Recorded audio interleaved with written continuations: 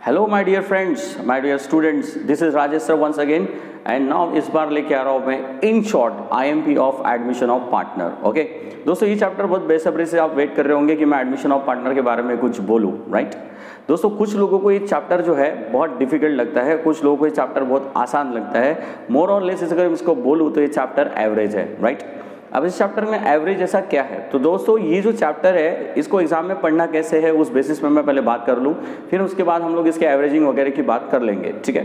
दोस्तों admission of partner जो है ये बेसिकली पूछा जाता है दो टाइप से, एक जर्नल एंट्री बेस्ड और एक होता है लेजर बेस्ड यानी कि प्रैक्टिकल बेस्ड। जर्नल एंट्री के अंदर में आपको क्या होगा, जर्नल एंट्री के अंदर में आपको एक क्वेश्चन दिया रहता है, बैलेंस शीट होती है, कुछ एडजस्टमेंट्स होते हैं, बैलेंस शीट एंड एडजस्टमेंट्स। उसके बेसिस पे आपको पूरे क्वेश्चन में starting to end journal entry solve करनी होती है, ठीक है। कौन सी जर्नल एंट्री, कैसे जर्नल एंट्री, ये तो आपको उसके बारे में आइडिया ऑलरेडी होगा क्योंकि अब आप तक आप लोग पढ़ चुके होंगे, राइट।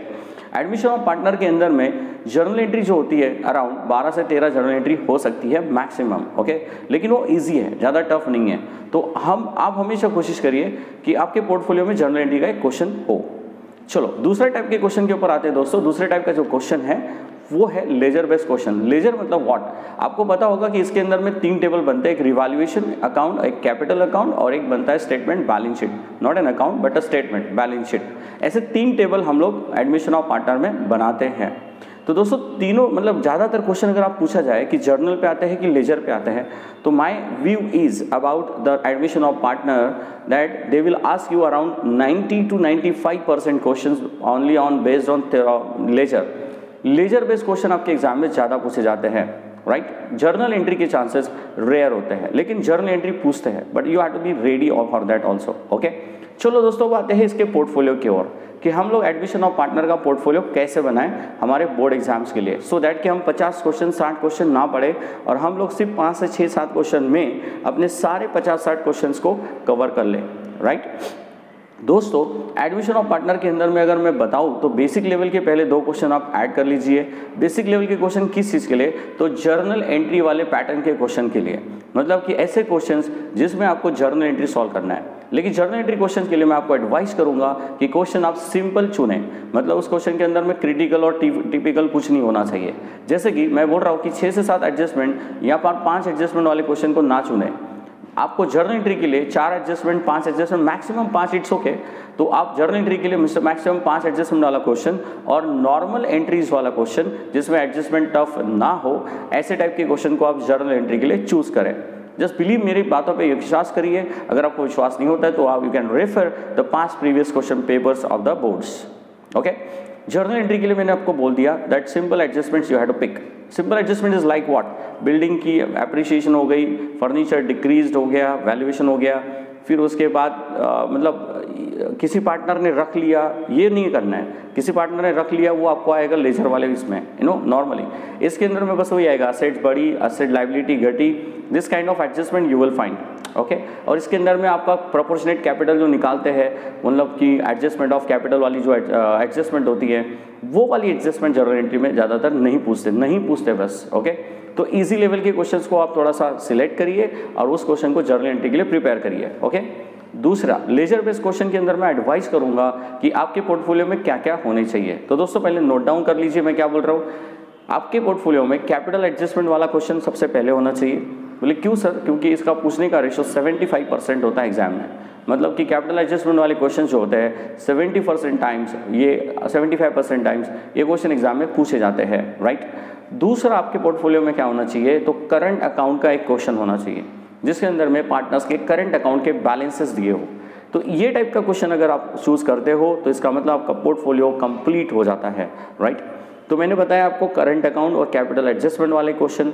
तीसरा किस टाइप का पोर्टफोलियो में मतलब क्वेश्चन होना चाहिए, दोस्तों जिन क्वेश्चंस में असेट्स का ओवर वैल्यूएशन और अंडर वैल्यूएशन दिया रहता है, मतलब कि ऐसा बोला रहता है कि it was undervalued, it was overvalued, look at my word and listen my word, it is to be overvalued, it is to be undervalued. ये मतलब होता है कि आपने को गिवन वैल्यू में 10% बढ़ाना है, गिवन वैल्यू में 10% घटाना है। लेकिन was overvalued, it was overvalued, it was under valued, ऐसे वाले क्वेश्चन में ऑलरेडी ऊपर दी हुई वैल्यू अंडर वैल्यूड होती है, दैट इज 90% होती है। अपने को उसको 90 के लिए इतना तो 10 के लिए कितना बोलकर उसको 100% पे लेके आना होता है।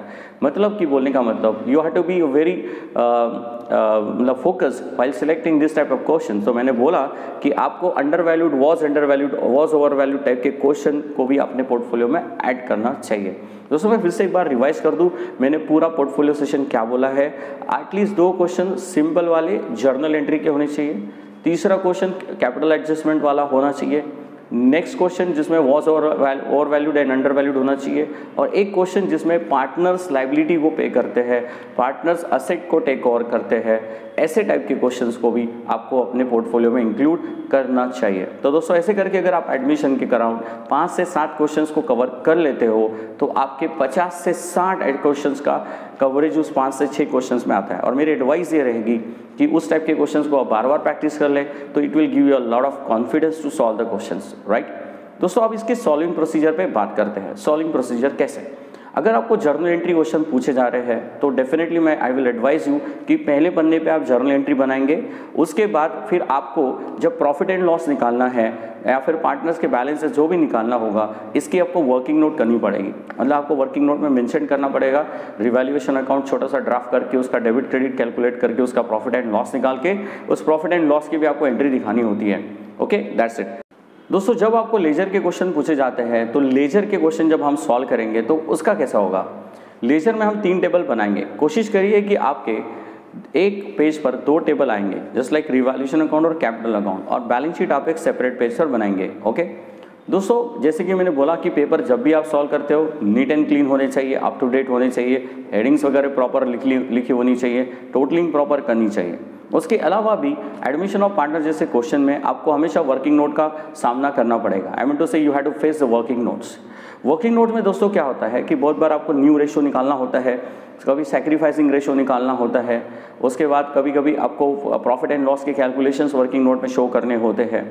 तो किसी भी टाइप का वर्किंग नोट अगर आप आते हैं तो please mention in your answer always, because मेरा पर्सनली मानना है कि without a working note your question is not complete, it is incomplete. तो you people all have to mention the working note, आपको मेंशन करना पड़ेगा विथ हेडिंग्स। बहुत बार बच्चे क्या होते हैं वर्किंग नोट लिखते हैं तो हेडिंग लिखना भूल जाते हैं कि वो किस चीज़ का कैलकुलेशन कर रहे हैं।